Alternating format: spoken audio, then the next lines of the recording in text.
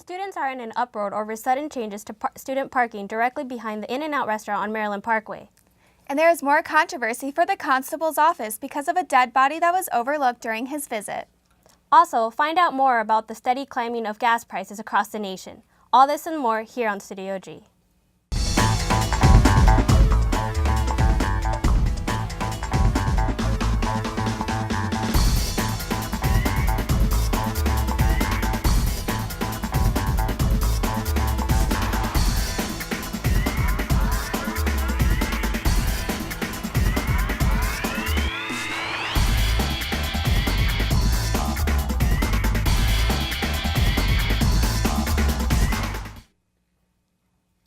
Good afternoon, Rebels, and thank you for joining us today on Studio G. I'm Maria Landeros. And I'm Jamie Seymour. We start off our show today with reporter Heather Feyerberger. She went around campus and talked to students who will be affected by the new parking and future transit center located behind Greenspun Hall. Just discussed is they're actually turning about half the parking to staff parking and then the lot behind us into a bus stop for alternative transportation. What are your thoughts? My thought is this is ridiculous. We pay really expensive for the parking already. It's pretty sucky, you know. I mean, I don't park over here all the time. Even when I do, it's it's hard to get parking anyway. Normally, I literally park right here, always. I find spots, and getting here today, just like you guys saw me, I double take. I had no idea they would do this and take an entire row. It's a lot of parking as it is. You come and drive with me for one day. I pay a lot of money to come to this school. And this is what we get. Build us some parking structures. I'm just really angry that they're turning all those into staff parking already. Last semester it was the ones from the flood. Now this semester it's these, and now even those, we're losing more and more parking every semester. And it's like the people making decisions, it's more like they're making it for themselves and not for us. Losing parking spots is not the only thing that's going to affect students. Carl Winder will have more information on the UNLV Transit Center and its effect on UNLV parking next week. Although Las Vegas crime has decreased in recent years, Officer Paul Velez says UNLV police are taking every precaution to ensure the safety of students.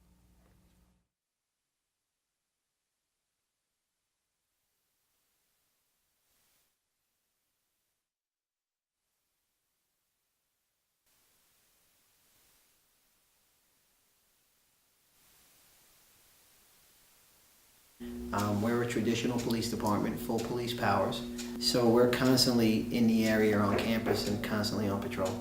We have, between the patrol squads, and we also have our mounted unit and our canine officers on, we'll have anywhere from 6 uniformed officers and 2 plainclothes detectives.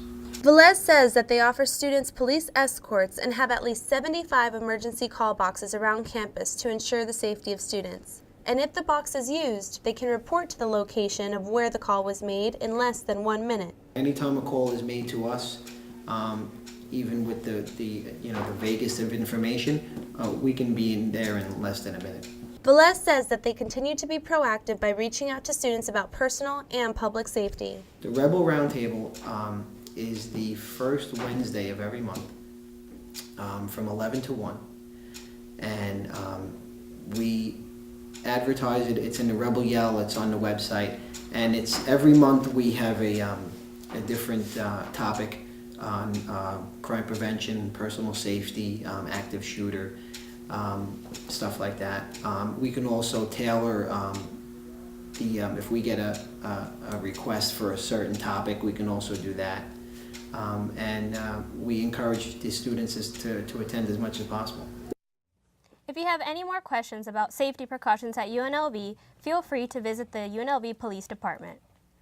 The early part of 2013 has seen gas prices soar here in the Valley. According to AAA's daily fuel gauge report, the average price per gallon is $3.81. That's an increase of 78 cents from the beginning of February. The national average rose to 48 cents in the same month to $3.78 a gallon. Prices are expected to climb even higher in the near future due to national fuel production slowing in many refineries. A spokesperson for AAA says prices tend to rise dramatically at this time of year as refineries switch production to a summer blend of fuel. Las Vegas is gearing up for the return of Wet n Wild after a near 10-year hiatus. The popular water park is set to open Memorial Day weekend. The park is looking to provide 300 to 450 new summer jobs to the Las Vegas Valley. If you're interested, visit wetandwildlasvegas.com. So did you get a chance to go to Wet n Wild while it was here in Las Vegas? I did many times when I was younger, so I'm excited it's coming back. That's awesome. I wasn't here when they had it in Las Vegas, so I'm really excited to try the new one. I'm sure it'll bring a lot of tourism as well. Oh, I bet. When we return from the break, Alex Bull will bring you all your Rebel sports. And coming up, Allison Whitley talks about how to give back for this holiday season. Stay tuned for more Studio G. Is now available at the Student Health Center inside the Student Recreation and Wellness Building. Testing is free to all students that have paid their health fee and is available on a walk-in basis only. No needles are used and the results are ready the same day. For more information, contact the Student Health Center at 702-895-3370 or email them at shc@unlv.edu. You must have a Rebel card to get tested and results are confidential. It's convenience. It saves me a lot of money because I'm on a meal plan basically, and it saves me time because I don't have to walk across the street. It saves me gas because I don't have to drive anywhere to eat, and especially being a lazy college student, I can just walk right over here when I'm hungry and not have to wait that much longer to get food.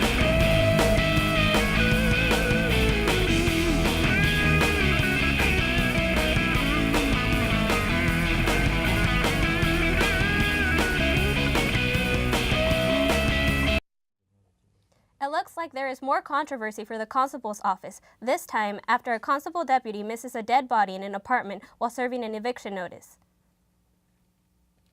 On February 8th, Constable Sergeant Daniel Scott McWilliams overlooked several clues of a crime in an apartment on Decatur and Harmon. Hours after the constable left the apartment, animal control and a maintenance worker discovered the body of 41-year-old Conrad Barrios stuffed in a bloody bag. We did receive the call from animal control, and animal control was there, of course, on a separate mission. They were there to address the animal that was left behind and subsequently located the dead body and called us.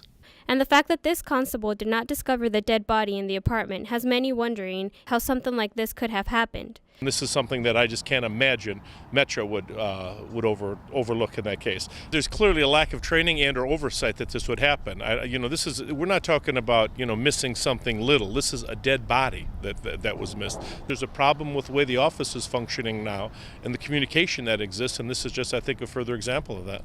Metro has confirmed an arrest was made on February 25th regarding this murder. We've arrested Alexander Allen, and he's been charged with murder. The details are part of an ongoing investigation, and that's all the information that we can provide at this time. The constable's office will have a lot of explaining to do in the days to come, especially since many details are still unclear. An update on last week's deadly strip shooting. Las Vegas Metro Police have located and questioned Genesis Alfonso, also being identified as Tanisha Howard. Alfonso has said to be a passenger in the black Range Rover that caused last Thursday's tragic accident. We'll continue to keep you updated as more information is given. The Clark County Department of Family Services on Wednesday began to re-educate foster parents on properly choosing babysitters. This stemmed from a 2-year-old boy who suffered severe head injuries while a caregiver who was a friend of the foster mother. Osvaldo Nano Sanchez was arrested while babysitting at an apartment, according to police. Sanchez shook Alexander Laws so hard that the boy's head swelled and suffered a stroke and a series of seizures. Sanchez awaits a preliminary court hearing on 1 count of child abuse and 1 count of neglect.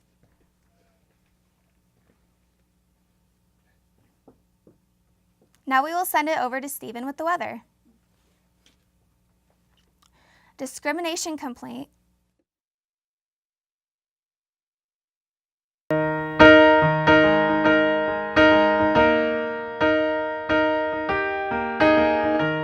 Where is the moment we needed the most? You kick up the leaves and the magic is lost. Tell me your blue skies fade to gray. Tell me your passion's gone away, and I don't need no carrying on. You stand in the line just to hit a new low. faking a smile with the coffee to go. And tell me your life's been way offline.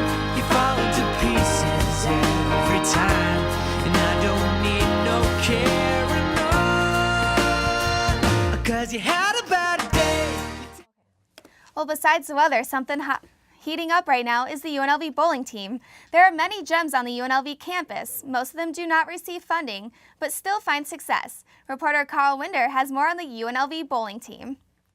18 tournament victories, multiple-time regional qualifiers, and a national title appearance. The UNLV bowling team has a history of success, but they are also a team that has to sacrifice more financially than most teams on campus. I mean, we're spending like $1,500 to $2,000 every tournament trip. As pressure is to help set up fundraisers and get the team involved, but at the end of the day, the money's coming from our pocket. You know, some of us have family and members that help us. The Rebel bowling team is not a team that is funded by the university, and their coach, who isn't paid, expects dedication through all the adversity, physically and financially. They have to want to do it. You know, I mean, if they come in here and they actually really want to bowl, you know, those are the ones that are here every season for their 4 years of eligibility. The challenges these bowlers face from other teams in their own university brings unity among each other. My favorite aspect of this team is definitely just my teammates. Honestly, it's just an experience being on the team. It's an experience going to the tournaments and bonding with your teammates. A lot of people bowl for fun or for recreation, but for people on the UNLV bowling team, they bowl for pride, passion, and competition. Reporting for Studio G, I'm Carl Winder. The next time the UNLV bowling team will be hitting the lanes is March 9th and 10th in Las Vegas at Texas Station for the sectional championships. A discrimination complaint has been filed in Colorado after Coy Mathis, a transgendered first grader, was prohibited from continuing to use the girls' restroom at Eagle Side Elementary, where she attends. The parents of the first grader were confused as to why the sudden change after initially being so accepting of their child. They are concerned for Coy's safety and what steps the school are planning to take to prevent further bullying and the psychological damage that is being done to the young girl. Here's Alex with the sports. Thanks, Maria. I'm Alex Bull here with your latest sports, so let's get to it. Mountain West Player of the Week this week, Dana Finkelstein, has been selected as Mountain West Women's Golfer through tournaments played through 20th and the 26th. This is the first time Finkelstein has been named the Mountain West Golfer of the Week, but has previously been named Mountain West Golfer of the Month of February and October of 2012. UNLV will return home today at the L.E. Wilson Stadium to host the Rebel Classic. It will be the first time since 2002 that the Rebels have hosted a tournament. Teams taking part will be Loyola Marymount, Hawaii and Bradley. The tournament starts today and will be played through to Sunday, March 3rd. The Rebels will also play one more game on Monday, March 4th against Hawaii. From the pitch to the court, the running Rebels are back in action this week as they travel to our upstate rivals, the University of Nevada, Reno. After two impressive wins at home against San Diego State and Colorado State and a blowout win against Wyoming, the running Rebels look to close out the regular season on a high. The Rebels close out their season at Reno and then at home to Boise State and Fresno State. And while the men are at Reno, the women take on the Wolfpack here in Las Vegas. The Lady Rebels look to get out of their current slump that sees them on a 3-game losing streak. After battling back from a 15-point deficit to lose by 2 against Wyoming last week, the Rebels look to get to 500 in conference play, where they lie 5th. Their last remaining games are at home to Reno and Boise and Fresno. Moving on to the NBA. A day after a fourth-quarter scuffle with the Indiana Pacers, Golden State Warriors Stephen Curry unleashed the beast last night as he scored a career-best 54 points against the New York Knicks. Even scoring over 50% of his team's points was not enough to get the win as they fell 105 to 109. Curry went 18 from 28 from the field, including 11 from 13 from beyond the arc. Curry's performance was so impressive, it left Tyson Chandler's 28 rebounds effort in the cold. While talking about the cold, a major snowstorm proved more powerful than expected expected. Reporter Honey Love brings you the story. Were to blame from a massive snowfall that hit the Midwest. Kansas, Illinois, and Missouri were blanketed with more than a half a foot or more of snow, causing unsafe driving conditions, down power lines, and businesses that were completely shut down. As his inventory of vehicles are buried in snow, Ryan Crossley of Gary Crossley Ford in Kansas City, Missouri, made a conscious decision to close his lot. Just the safety and security of our employees and, our customers. This is the second time in a week that a colossal snowstorm has paralyzed parts of the Midwest. For Wichita, Kansas, the back-to-back storm broke a 100-year record for snowfall in February. The freshly layered snow left vehicles abandoned and building rooftops concaved, unable to withstand the weight of the snow. Energy crews worked feverishly throughout the day and night to restore power in spite of having a hard time maneuvering its trucks through the wet, snowy streets. People are being urged to stay off the roads. However, some are daring to take on the treacherous winds of the immense blizzard. I'm sure we're going to see some business tomorrow with this weather. According to the National Weather Service, light to moderate snow should slowly taper off across the Midwest as snow spreads into New England. Winter storm warnings and weather advisories are in effect for portions of upstate New York eastward across Vermont, New Hampshire, and Maine. For Studio G, I'm Honey Love. The National Weather Service says that the East Coast could see up to 10 inches of snow by tonight. We are now throwing it to Stephen with the weather. Thanks, Jamie, and good afternoon, Rebels. I'm Stephen Marsh with your local weather. Let's take a look at what's going on right now. You can see we have a current temperature of 59 degrees. The wind's pretty calm out of the south-southeast at 5 miles per hour. Yesterday we were a little bit breezy, but those winds have died down as the system's kind of moved out. We take a look at your almanac. You see high so far today, 59 degrees. We're expected to bump up a few more degrees. With that, we'll be in the low 60s. Our average temperature for this type of year is 66 degrees. A little bit chilly this morning if you're out early this morning, 38 degrees, about 8 degrees below our average of 46 degrees. We are going to get a little bit warmer with that. We'll get to more average in the low side as well. We take a look at what's going on. Currently right now, 61 degrees in Mercury, Las Vegas 59, Kingman at 58. If you're going to be up in the mountains this weekend, Mammoth 52, and up at the Lake Tahoe area, it'll be 50 degrees. Let's take a look at what's going on across the country currently with some numbers. Fargo 27 degrees, Rapid City 41.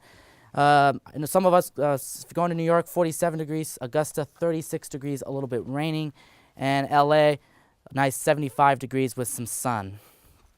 We take a look at what's going on across the country with our satellite radar. The system that has been kind of a pain in the butt for a lot of areas has now moved its way to the East Coast. This is the same system that you just saw that story with Honey causing storms and problems in the Midwest region. It's now moved into the New York area, causing some snow and some rain there.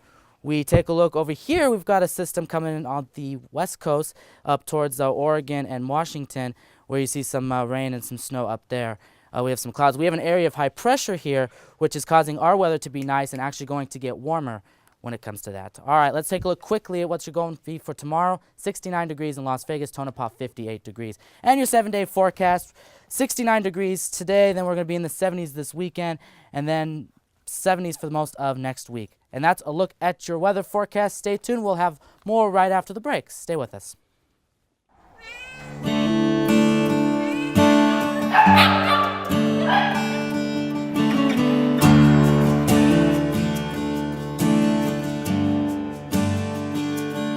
Hi, my name is Ricardo and I work for the Animal Foundation. On a daily basis, we take in around 190 abandoned or unwanted animals. You can make a difference and be part of the solution by adopting an animal or logging on to animalfoundation.com and seeing what we have available. Welcome to the Art Department at UNLV, where students can express their creative side.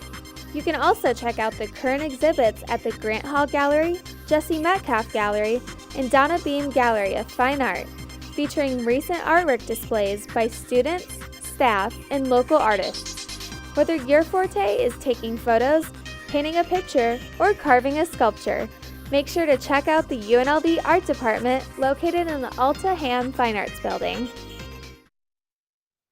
All right, welcome back, everybody. I'm Stephen Marsh, and I'm joined here today with local photography person Christian Astorga. How are you doing today, Christian? I'm good. Everything's good. All right, let's start with a little bit about yourself and how you got involved in photography. Basically, a long time ago in high school, I guess. I'm a freshman right now in UNLV.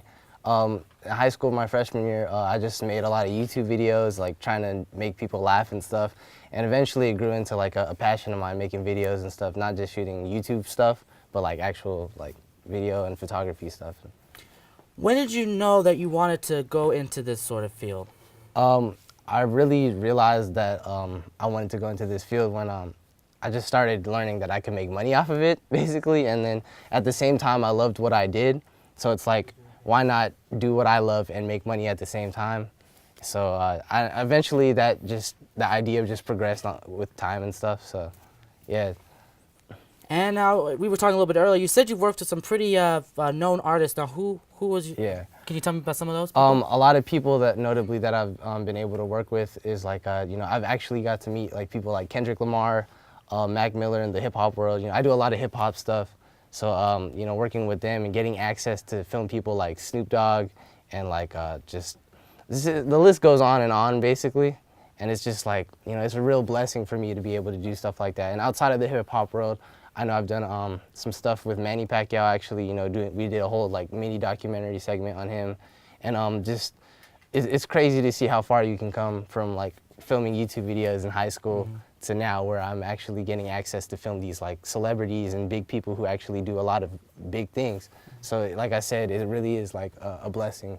So. How is it working with famous people? Do they embellish the camera? Do they kind of shy away from it, or? Nah, it's hilarious. Like depending on the person you're with. I've met a lot of different like people. Like you'd imagine like some people are really different than how they are in real life. But a lot of people though like who are at that level, I guess. I met a couple of humble people. Manny Pacquiao, I guess, is one of the more notable people. He's a really humble person. He's not scared of the camera. He's always talking about like his what he believes in and stuff, and he's always humble to his like fans and people and stuff.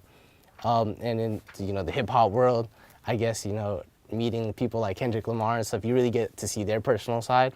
So it's just really working with cool people, I guess, at the end of the day. So. All right, and let's talk about maybe some of the equipment you use. What sort of cameras and stuff that you use to film your stuff? I use a lot of Canon DSLR cameras. So like I don't know if the model-wise specifically is like Canon T2Is, Canon T3Is, and like Canon 70s and stuff. So a bunch of like real photographic cameras and stuff are. And what's the quality like of your cameras? I mean, what kind of quality do you get? Is it high quality? I mean, it's very high quality. I mean, the stuff that I've been doing lately is literally like seen like nationwide. Like one of the clients that hired me recently is Jay-Z has this website called Jay-Z's Life and Times. So when they put out work, obviously when the whole nation is seeing this stuff, it has to be at top quality. So shooting at that quality level, I guess. And let's bring it here to UNLV. Is there anything that you're doing here around campus that maybe people should look forward to? Actually, right now, I've been trying to get more and more involved in, being a freshman, I'm still like learning about, but recently I've been actually working with Anthony Marshall on some video stuff for the Rebels and stuff. Well, not but specifically him, but outside of, the season and stuff, we're working on a little something, but aside from that, nothing yet, so. Future goals for you going forward in this? What do you hope to achieve going down the road in a career in this if you decide to go down this way? At the end of the day, I just really want to show people that dreams do come true, and that when you put in enough work, you can really make it to where you want to be. 4 years before where I am right now, I never would think that I would be, sitting in the studio filming with like Kendrick Lamar, or being at like the Black Card boxing gym in LA, hanging out with Manny Pacquiao and filming his sparring sessions and stuff. So, I just want to show people and continue to work hard and let them know that, doing what you love, anything really can be possible at the end of the day. So. Now, if people want to find out more about some of your projects, where should they go? Check me out on, my website is actually www.christianfgyfgy.com, so christianfgy.com. And you know, you can also hit me up on like Twitter at ChristianFGY or Instagram at ChristianFGY, and just, you know, from then on. So. All right, and we'll kind of wrap things up here. So, what can people expect when they go to that website? What will they see? They'll see like you know, really just my hard work. You literally use my website as the portfolio for everything that I've done, and I hope to inspire from just, you know, the way the website's set up. It's just, you know, you see all these amazing things, and it's just a little, I guess, sense of what I've really given my all to. Mm-hmm. So, yeah. All right, so let's move on a little bit real quick because we're running low on time. Let's move on to.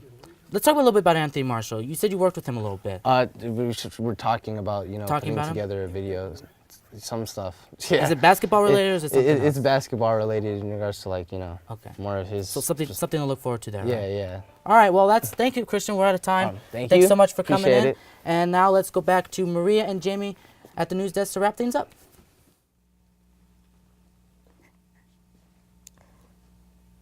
Two of nature's gentle bamboo-eating giants returned home today. Two 4-year-old giant pandas, Mei Bang and Yang Bang, are now residents at the Chengdu Giant Panda Breeding and Research Center in southwest China's Shanhuan province. And these pandas are rare because they are both twins. They are both raised in the adventure world in Chinkamara, Japan. They were taken to the base's quarantine region in Chengdu. Zhang Bing sniffed around the cage. While Mei Bing feasted on apples and bamboos, China has established panda breeding programs in conjunction with Japan, United States, and European countries. According to a 2012 report by China's Giant Panda Breeding Technology Committee, a total of 341 pandas are in captive breeding programs, mainly in China, but also abroad. So I absolutely love pandas. What about you? Who doesn't like pandas? Have you actually seen the sneezing a panda video? Yeah, I think I watched that one on repeat. Who can't watch it that many times? If you haven't seen it, you gotta check it out. Definitely. Well, that concludes us today. Thank you for joining us on Studio G. I'm Maria Landeros. And I'm Jamie Seymour. Thanks for joining us. We did it.